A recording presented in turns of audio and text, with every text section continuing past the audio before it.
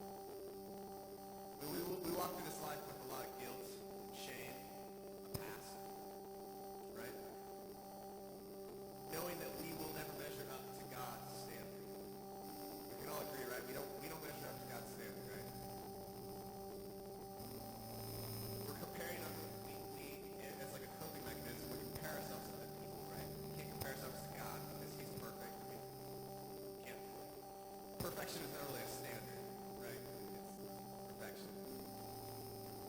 We can't measure up to God, so we compare ourselves to each other. And in reality, all it does is make us alienate God, make us think that he has it up on us.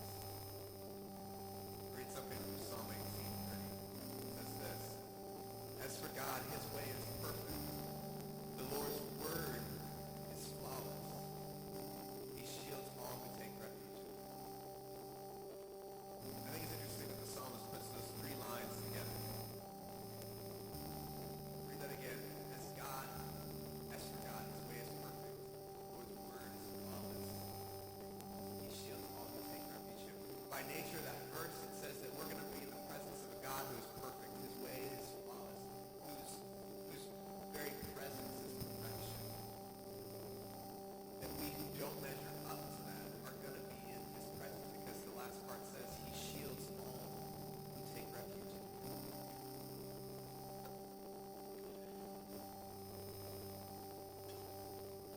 So are you running from God because you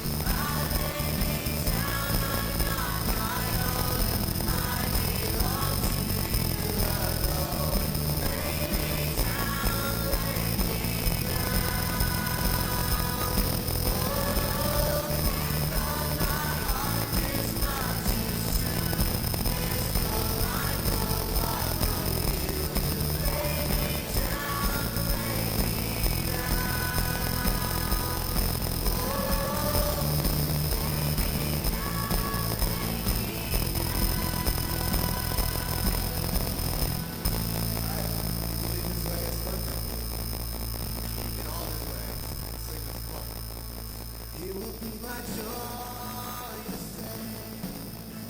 Your will, your way, it will be my joy. Say, your will, it's your way, it will be my joy. Say, your will, your way,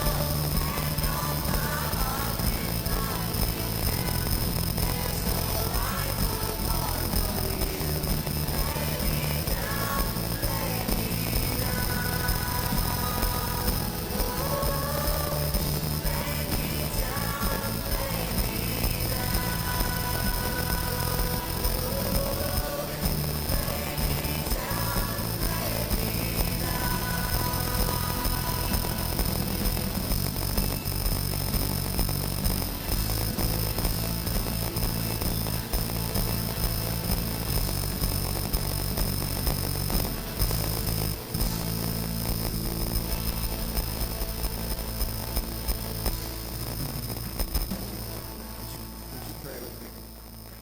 God,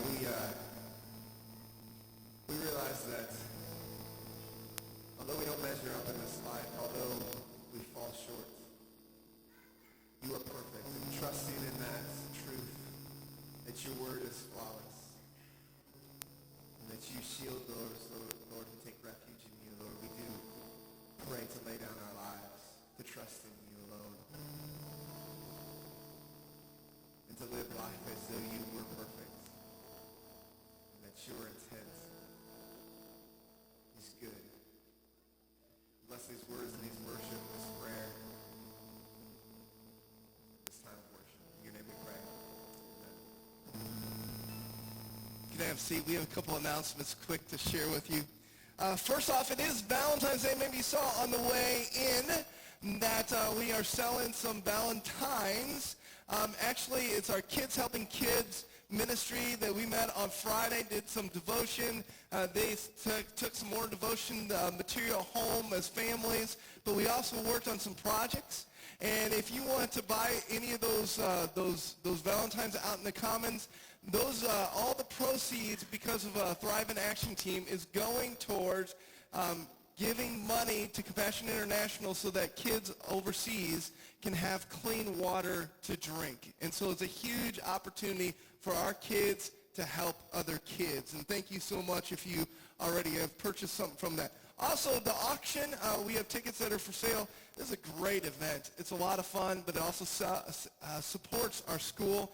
And so we hope that you can join us for that. Guys, we have Theo Pub this week, Tuesday night, 7 o'clock. Hope you guys join us.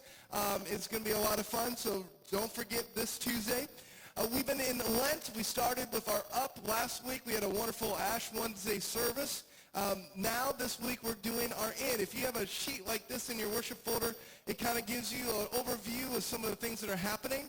Our In is happening all over Little Rock. There are opportunities for you to sign up for ones that are already planned, or you can plan one yourself, or maybe you have a Bible study that is happening, or you want to meet for somebody for lunch or coffee.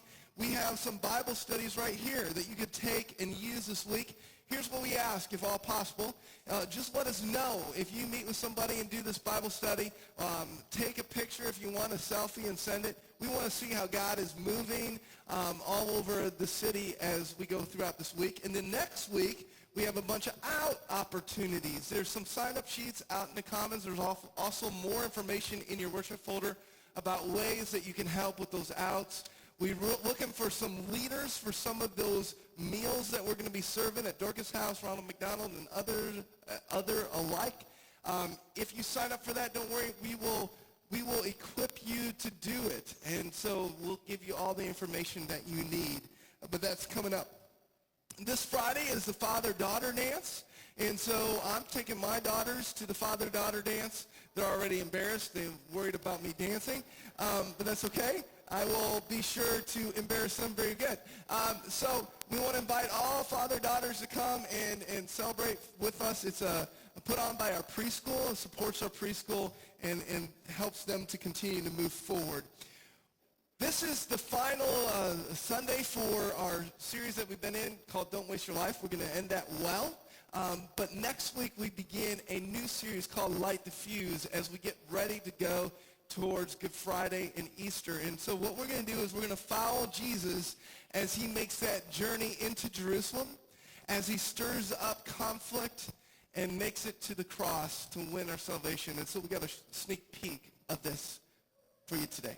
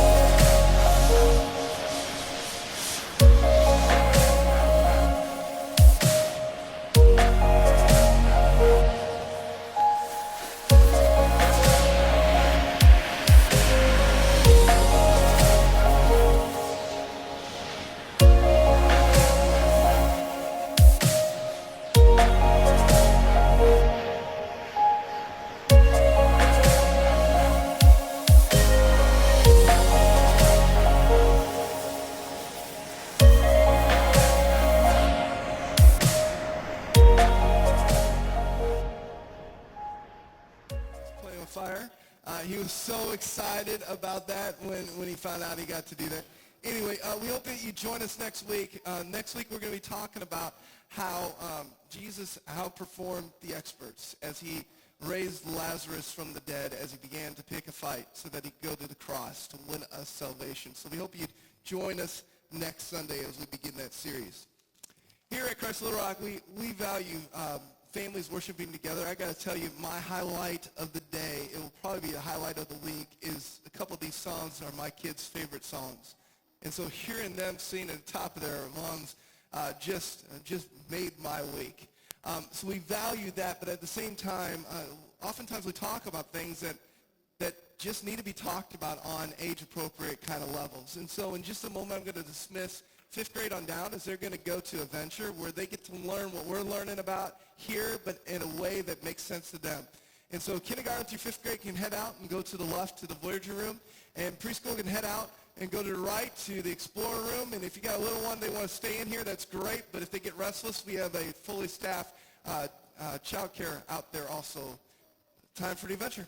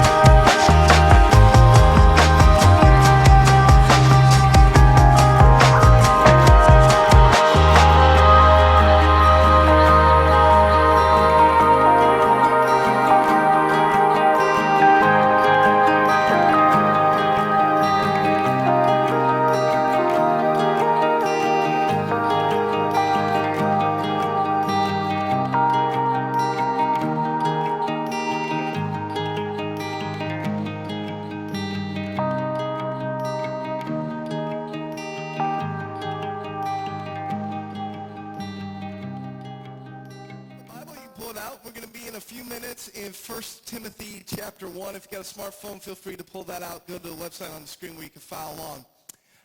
This morning we finish up the series called Don't Waste Your Life, where we've really been pressing into these questions of, am I wasting my life? Do I need to do something more to make the most of my life? And we've been looking at those questions from a biblical point of view. And what we've been finding is that there is a way to live our life in a way that where we make the most of it, that we bring glory to God, we don't waste it. And we have a choice. Either we can be intentional and purposeful about that, obeying God, seeking God as we go through this life in a way to make most of him, or we can just be kind of floating, doing this thing on our own, which is a great recipe to waste this life.